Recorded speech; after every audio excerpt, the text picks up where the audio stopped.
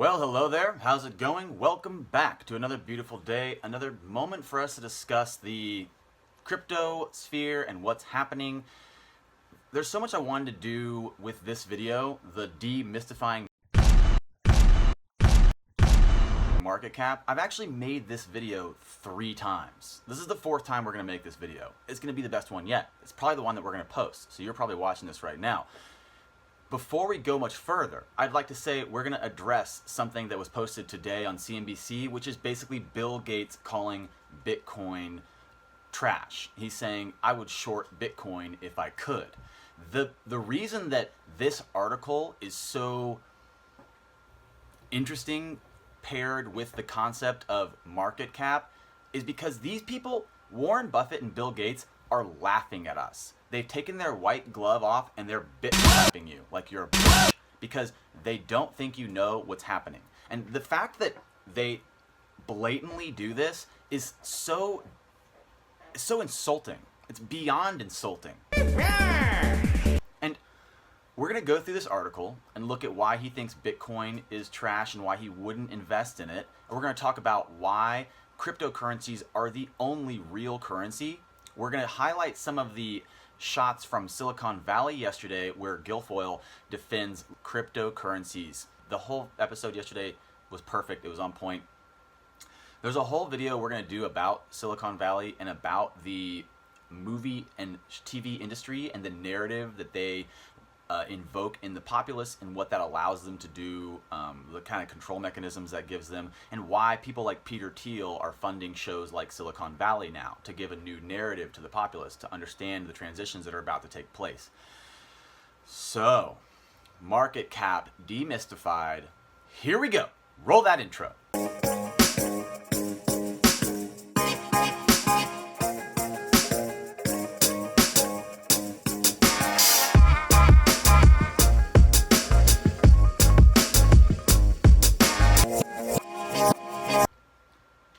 Bill Gates thinks Bitcoin's trash and he would short it if he could. This is the first article we're going to use as a jumping board into demystifying market cap. Right here, I think this is the most important thing to look at. And this is the concept that I'm going to continually jump on, and I might spend like another 20 videos destroying this idiom or this phrase. Greater fool theory. And that's what he says this type of investment is. He says Bitcoin and all cryptocurrencies are the greater fool theory of investments, meaning that it has to be, someone else has to invest after you for you to make money.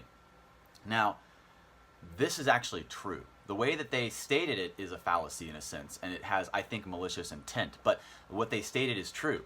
But that's the reason that this scares them is because they purposely perpetuate malicious systems that don't actually benefit the people. They only benefit the few that are controlling the system. And in reality, what is a currency but for the people to exchange? Like, what benefit is a currency if it only benefits a select few? That's not very currency-like.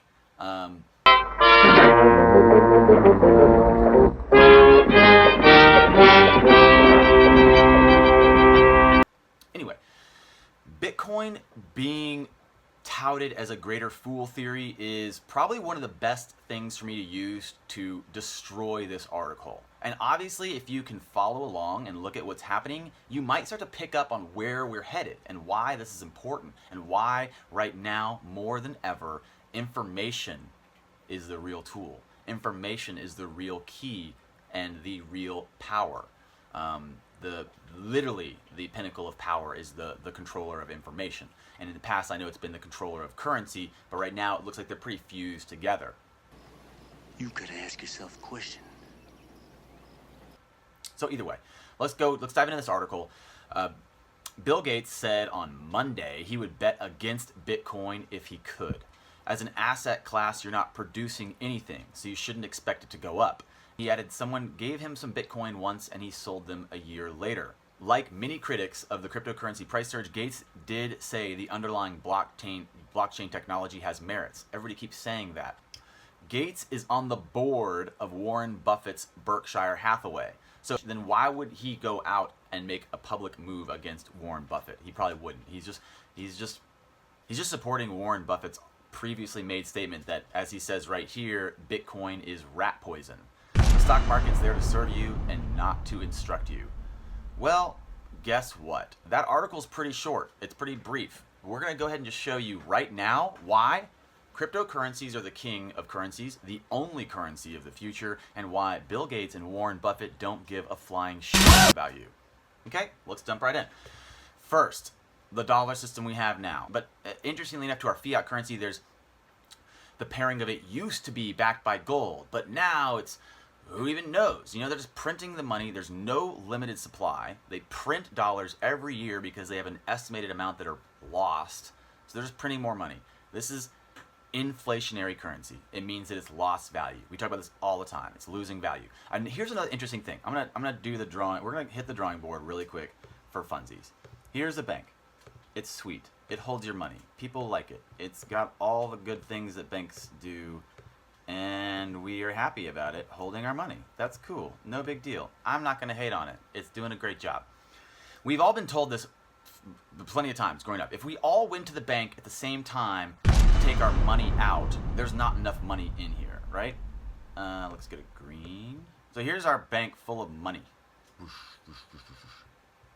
All the green.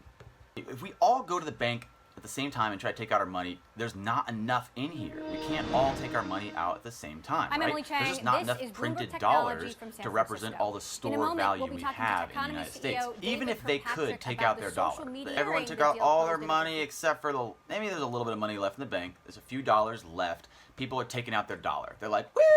Woo, woo, woo, woo, woo, woo, woo. Look, I got dollars. Because I'm rich. So dollars are coming out of the bank. But, and they're worth $1 in the United States. They're still worth $1. I mean, whatever that is, whatever that means. If you're trying to take that dollar overseas and sell it in UK or whatever, that's a really shitty looking UK.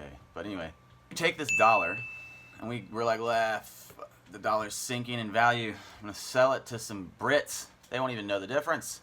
Well, they do. And in the international market, the dollar has a different value than it does in the States. That's because every state-issued fiat currency has a different value on the international market than it does in the States, or in the state it's issued. Now, here's where it becomes really interesting to look at. I mean, people do this. People make money trading currencies or different currencies around the world. But what does that mean if everyone tries to take their money out of the banks here? There's no more money left. You think you have all your dollars. You go to the UK. Your dollar, all of a sudden, it's worth 20 cents. So you thought you had $1, but you really only have 20 cents for each one of those dollars. And if you were to go to the UK and try to spend it, they'd be like, yeah, that's not worth $1. That's worth 20 cents. So this is our fiat currency. There's a lot of issues with it. This is only one. I'm only highlighting one of the issues, and this is the lack of limited supply. Okay? Not a big deal, right? I mean, let's just keep printing it. We'll just do the math, smudge the math a little bit and figure it out. Talk to you about We're not that. talking about Pam, Greg. We're talking about you. See, if I can't trust you, Greg, then I have no choice but to put you right back outside the circle. And once you're out, you're out. There's no coming back. This is an issue. And this is the reason that fiat currencies will fall behind, and eventually people will laugh in 100 years. Like, I can't believe people were holding onto that paper money thinking that it was worth something when there's not even a limited supply of it. Let's carry on.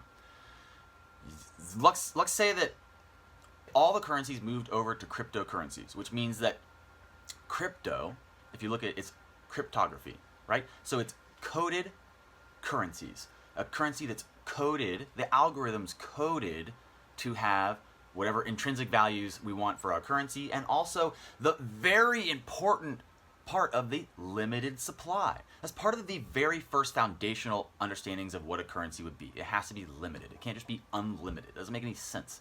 But Brondo's got what plants crave. It's got electrolytes. So we can see, whether you believe it or not, we have just crossed the threshold of the arrival of the first time we have a coded currency. But why is that important? And why does that have to do with market cap? What does that have to do with fiats? What does that have to do with Bill Gates talking about the greater fool theory? This is where it all comes together. Sometimes I make videos and people are like, that's not how market cap works. And what they mean is, what they're really trying to say is, they want to make sure we understand how market cap works. So we're going to show them. We're going to show everyone This is how market cap's broken down.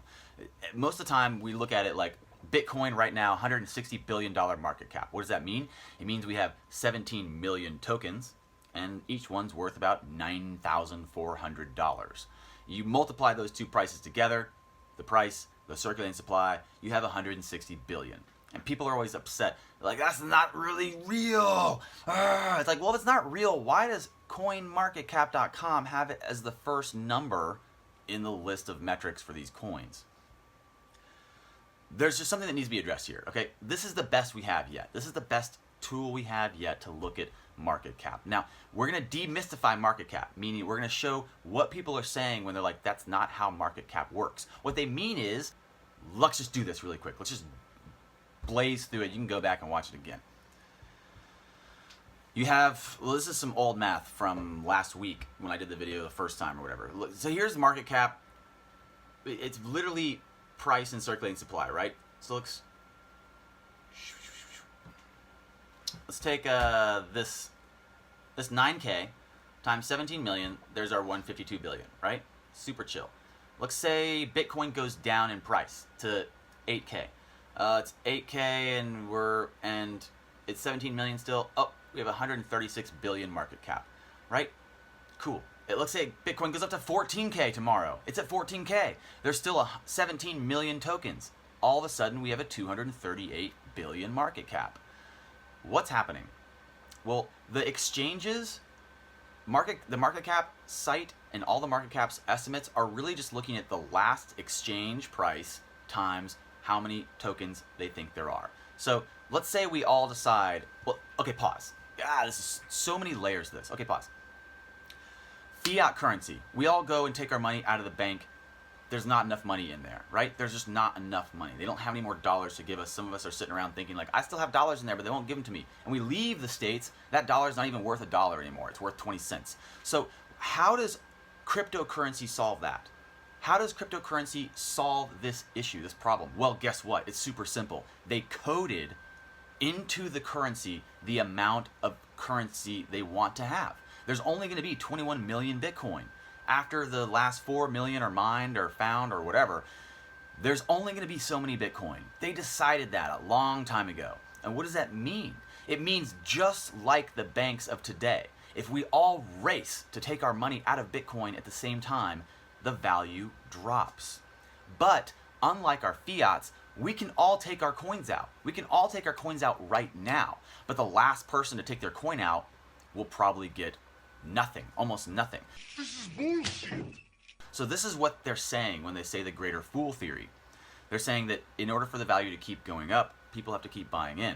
The problem with this is that value, if you look at what is the definition of value, the definition of value is only what someone's willing to pay for something. And if you look at the world right now, and you look at the people looking for a true store of value or a true world currency, there's a lot of value there. For someone like Warren Buffett or Bill Gates to say there's no intrinsic value to these crypto assets is the most blatant insult that they could ever throw at you. They're basically saying there's no value in having a store of value. But these motherfuckers are the ones that run the store of value game. Of course they're telling you not to put your time and effort into finding a true store of value because they're making money on you losing money.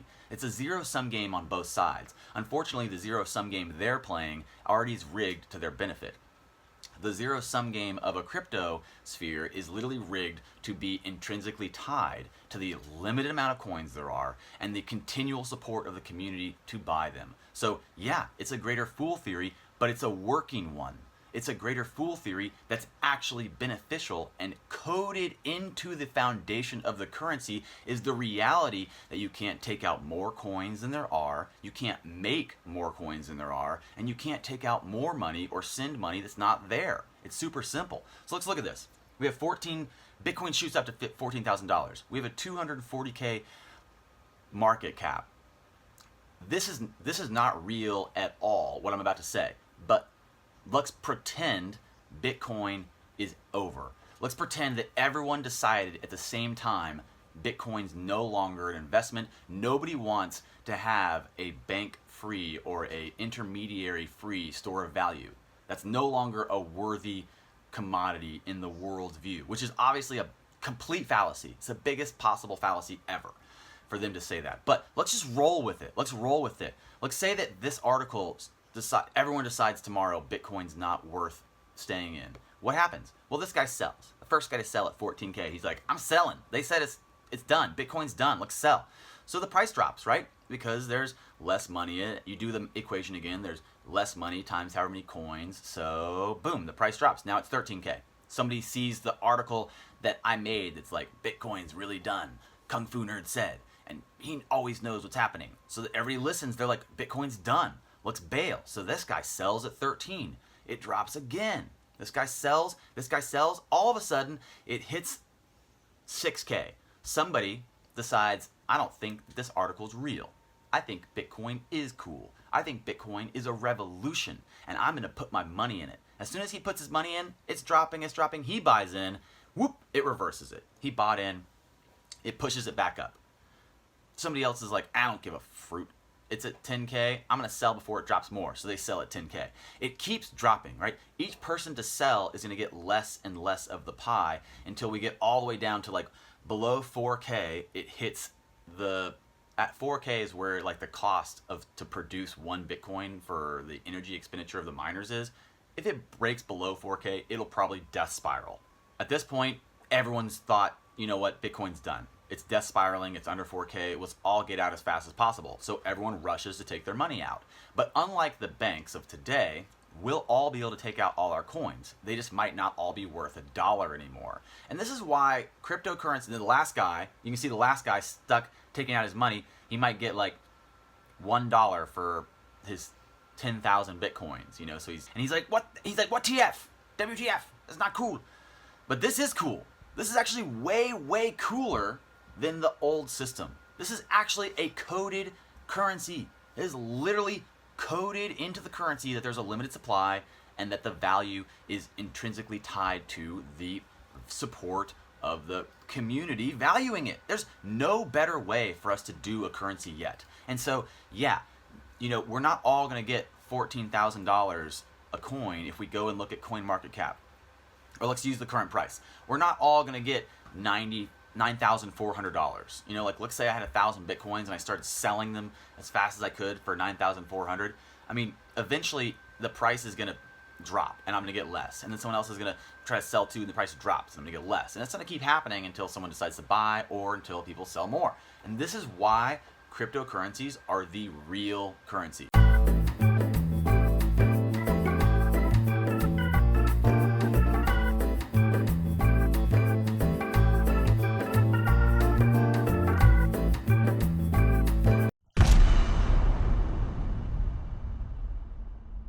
They're the only real currency in my mind because we have people who were running the financial fiat institutions telling us, this isn't real, guys. This isn't real. Don't do it. Don't put money in. But who runs that game?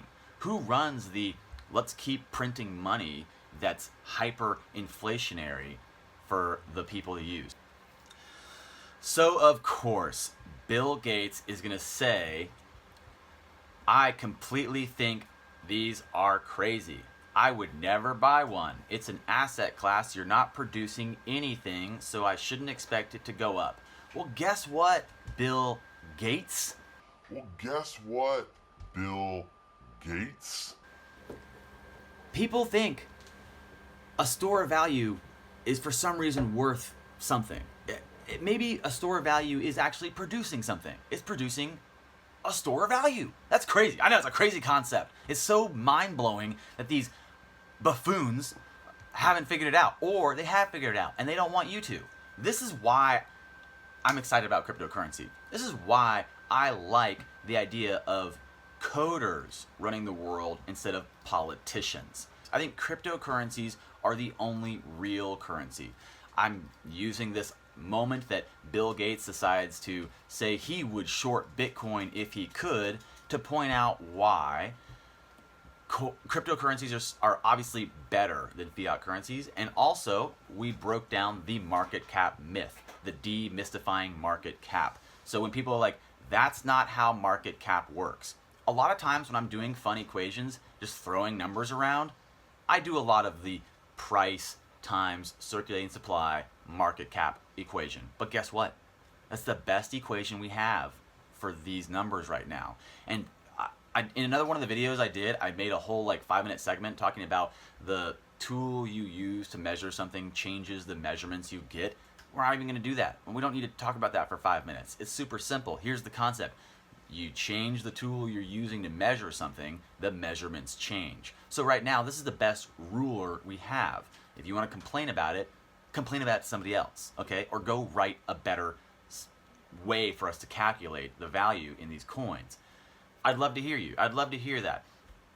For now, all you need to know is that when people say that's not how market cap works, you should say, yeah, it is. That's exactly how market cap works. It's exactly the circulating supply times the price. That's exactly what market cap is. We're not saying everyone's going to get $9,400 Bitcoin. We're saying that was the last exchange price average times the circulating supply. It's super simple.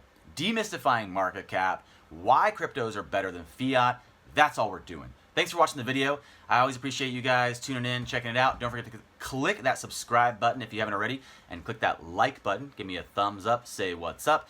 Tell me what you think about fiat currencies. How much longer are they going to be able to hold on? How long? Give me a time frame until you think we see the USD crypto, or the Fed crypto, or the UK crypto. I give it less than 6 months before the end of the year. That's all we're going to do. I appreciate you guys. Have a great day. I'll see you next time.